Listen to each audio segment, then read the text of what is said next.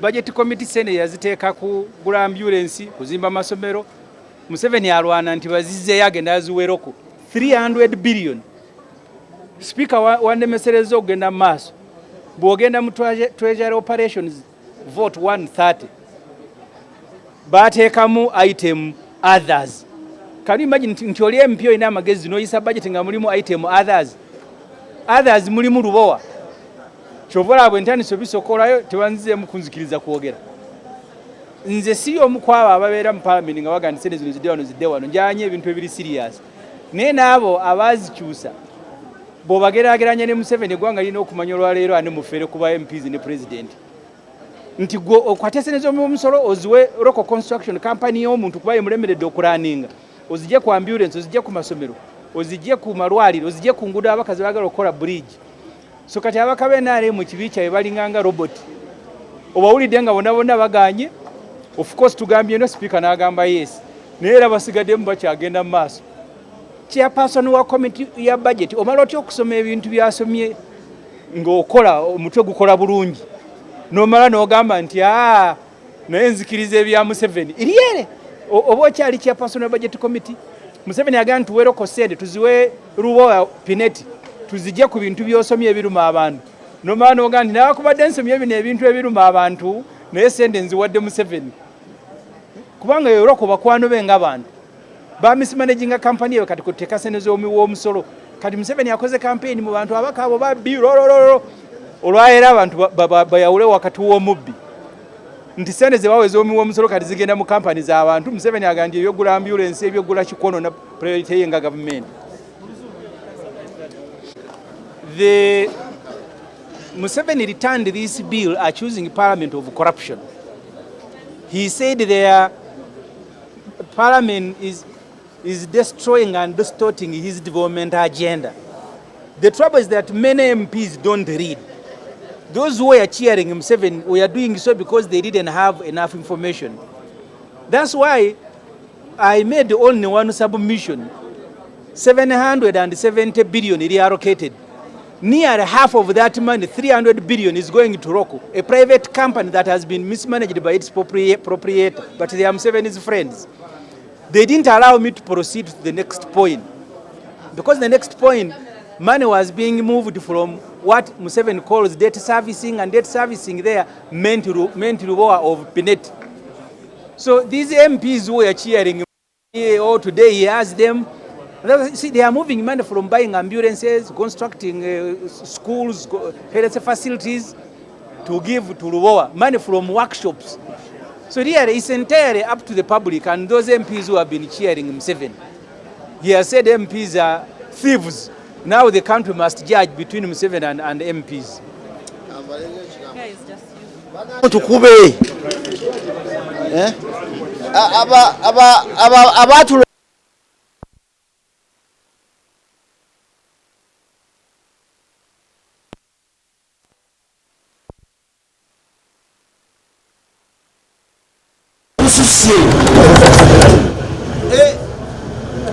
Ekintu ky'amwami Museveni kyaliko okujjawo obuyinza bwa Parliament bwa appropriation kinene naye kati ngayisi yagyono ne bwana byonna byasomyera Museveni ajja kusibwa kubanga alina emisango okitegeera naye mazima ddala tulya mmere kiwano ku Parliament naye kino kigendebwa sipiika wa Parliament ali ku buzibu bunene yegendereze tekyogeranga omukatuli kikati kubanga ababaka baleeta amavoyisi agadisentinga netufuna bipartisan matter ababaka nebagamba nti no kati kuno mulundi gwakubiri sipiika nga batu bagamba no ye nagamba yes ababaka bagamba yes ye ngagamba no ani alina amatu amalwadde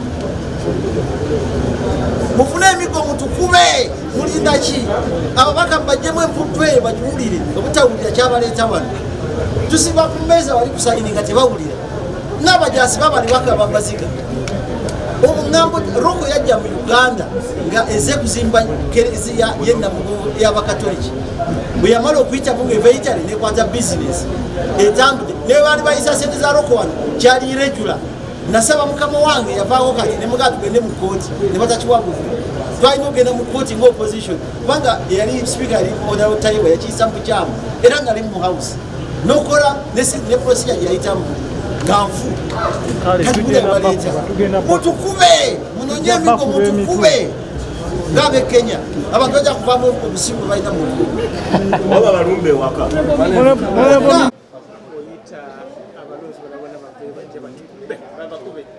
njagala abalunzi bakwata ababaka baffe bano ffenna abalemedde okumanya ekyatuleeta wano batukuba emiggo naddala ku mitwe egyo egitawulira.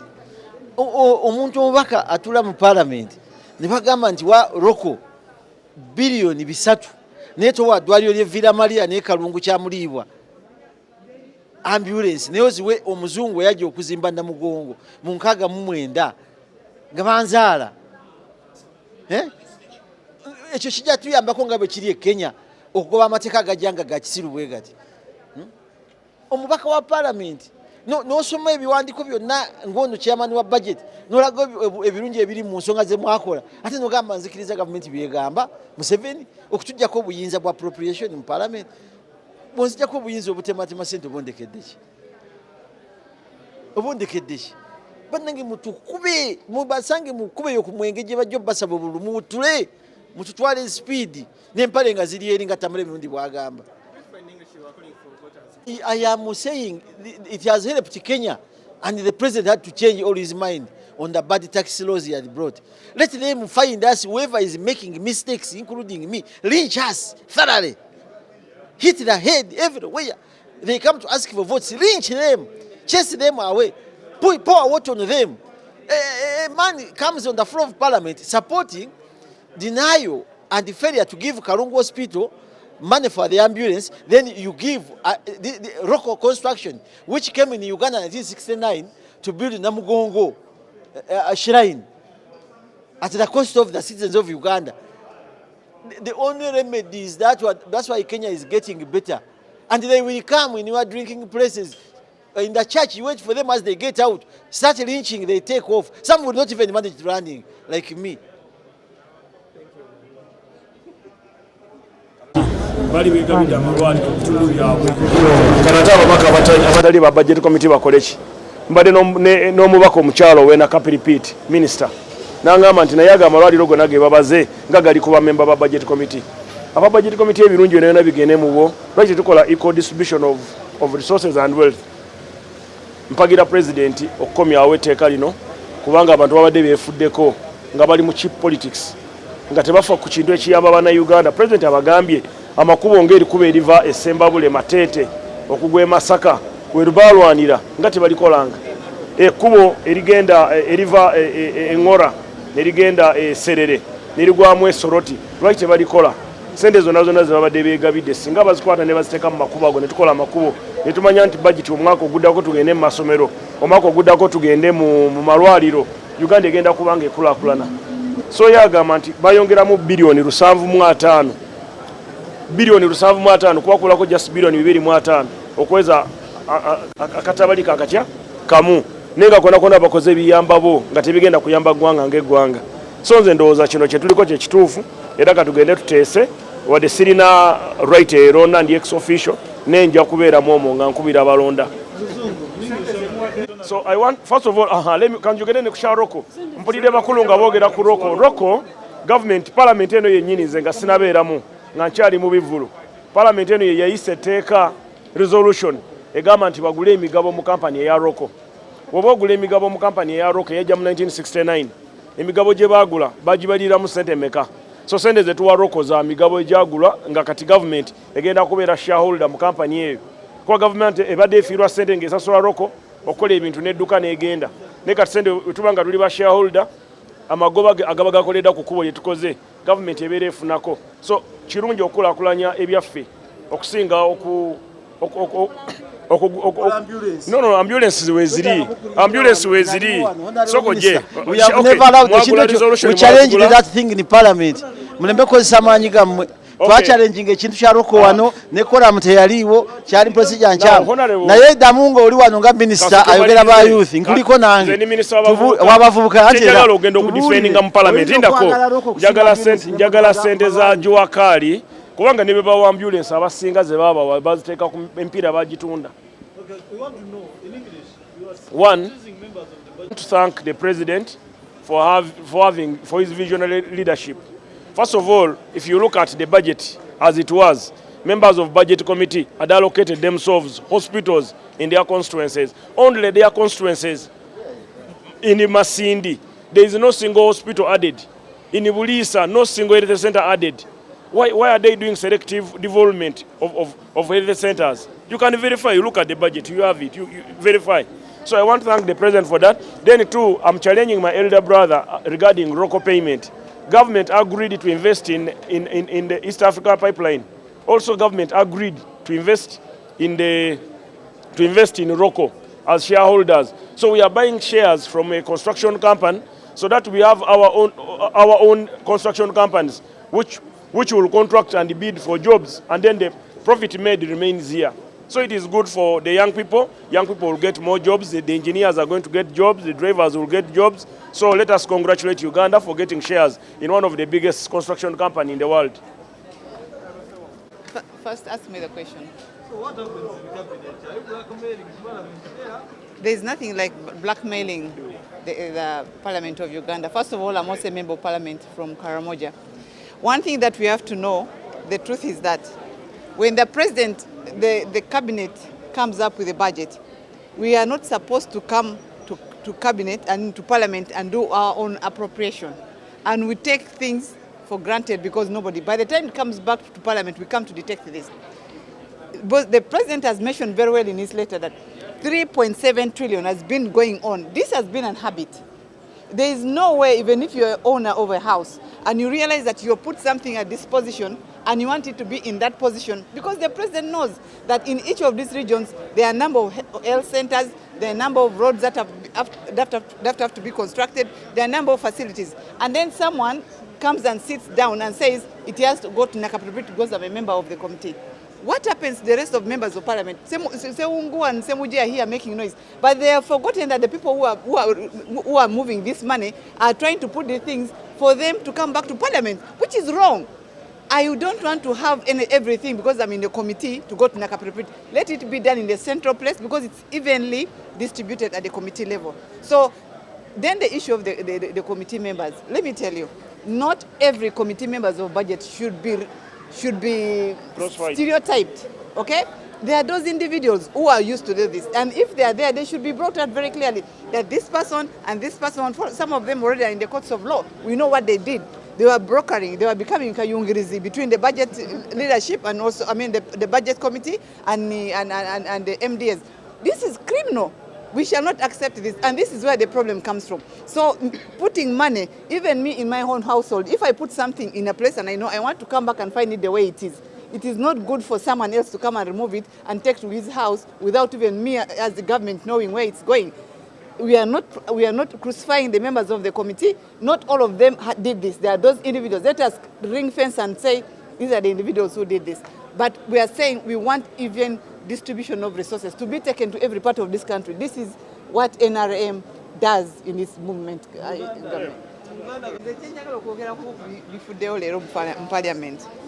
Mbutufu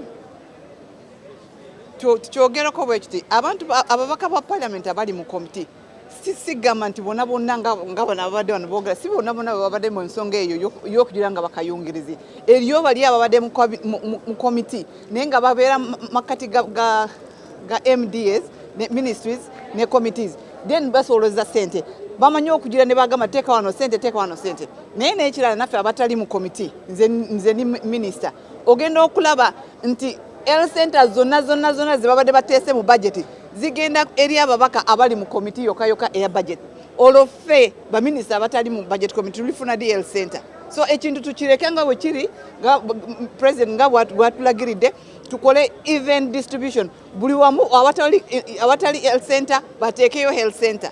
Kati waliwo health center emu gye bateese abantu gye mmanyi sigenda kyogerako wano abantu tebawera na wadde 100 naye baagala kuteekayo tebasobola kuteekayo health center 3 mu kifo ng'ekyo nga nze naye mmanyiyo mbadde ntambula nnyo mu ggwanga kubanga nanyini constituency eyo ali mu budget committee. So tulina okuteekawo enjawulo ababadde basolooza ssente ababadde baagala okulaba nti budget committee ebeera nga yaabwe bokka babeera mu komiti bakolera ggwanga lyonna balina kukola emirimu nga era ffe nga gavumenti ya NRM tufuba okulaba nti eggwanga lyonna lifuna liganyulwamu okufuna ssente n'embeera ya demokratia.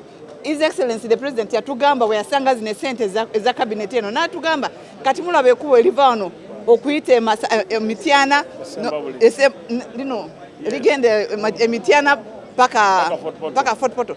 Fenna tubadde tuyitewo bwe twagenda mu Labour Day twalaba ekkubo nga bwe liri okuva wano fe abagenda e Karamoja tuyita Jinja otwala essaawa n'essaawa okuva wano muzeeyi agambye ezo ssente tuziggyeyo kwezo bamamba ba parliament bade bateseyo tukule amakubo ago tugaziye kuba lye Jinja tukule kuba lya Hoima. Those are main projects. Elia Fort Portal ligende Fort Portal. Those are the main things. Kati nganze nange njagala kubanga bwe ngenda mu kyalo wangenda mu constituency nsobola okutwala ebbanga ttono ne kati bwe mva wano kusaawa zino gende Karamoja ntuukayo enkya ku makya. We do not agree with what has been decided on in Parliament. The fact that we continue to debate the appropriation bill as it has been returned, and the reason is that we are seeing that there is money that is being appropriated to local construction, which is a private company, and that is over 300 billion. And we are saying if the issue is to rectify the anomalies, then the money must be allocated to the benefit of Ugandans, improving the health care system, the road network, and all other issues. So that's why we are protesting and we have moved out.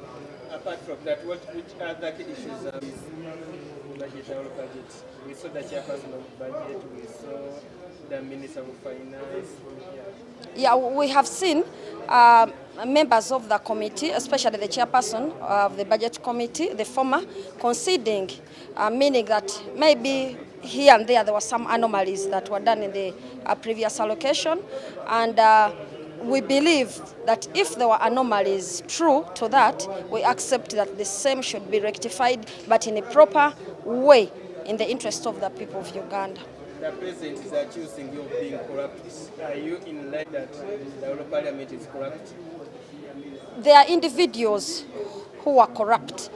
They could be in this Parliament and they can also be outside. Actually, our role as Parliament is even after this appropriation, we follow up the money, because we have seen situations whereby even after Parliament allocating money, it is misused. Money for roads is diverted to other things. Money for the health sector is diverted to other things. So we still have a bigger role, even on those other areas which are benefiting the Ugandans, where money has been allocated. We must still do our oversight role and ensure that money is utilized in areas where it has been allocated. But for now, we are protesting the 300 billion that is being given to Roko Construction as a private company. Obuzibu bwebuvudde nti etteeka oba biiro yakomezeddwawo kirabiddwa nti waliwo abantu abaali beegabiramu ssente era ne bagamba nti bagikomezza okutereeza. Naye tugenza okugyetegereza nga ate okutereeza okulimu waliwo ssente ezeekwese emabega obuwumbi 3 nga bugenda kuweebwa kampani ya Roko ate nga kampani ya kinnoomu. So ffe tulaba nga ssente ezo nazo zandibadde ziyamba munnauganda. So tetusobola kubeera part okukkiriza nti ssente obuwumbi obusukka 3 bubeere nga bugenda bugenzi bwe butyo. Tulabye omukenduzi w'eggwanga agamba mwena temulizi bitooke byebigwa kituufu kino.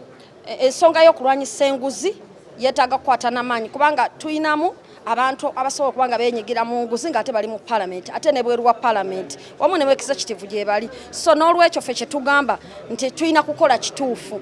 Bwabeera nga wabaddewo obunafunafu obuzuuliddwa n'obubbi obuliwo kituufu tubutereeze, naye ate naffe mweno allocation eri mu kukolebwa Parliament ate tuleme kubbiramu ate balala kubanga obuwumbi 3 bwe bumanga bugenze ku Roko Construction nga private company fe nga abaka Parliament tugamba nti ekyo kifu kuba n'ezo ssente zandibadde zidda ku muntu wa bulijjo.